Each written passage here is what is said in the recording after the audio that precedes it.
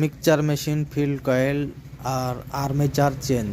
দেখতে পাচ্ছেন এটা পুরনো আর্মেচার, এটা নষ্ট হয়ে গেছে। আমরা একটা নতুন আর্মেচার লাগাবো এটাতে। এইতে এই জায়গাটা ফায়ার হয়েছে, দেখতে পাচ্ছেন নতুন আর্মেচার। এই তো এটা নতুন আর্মেচার, এটা লাগাবো আমরা। লাগানোর পর দেখুন কত সুন্দর এটা রানিং হয়। এটা কানেকশান করে নেওয়া হচ্ছে। ফুল ভিডিও দেখতে আমাদের পাশে থাকুন, চ্যানেলটি সাবস্ক্রাইব করে।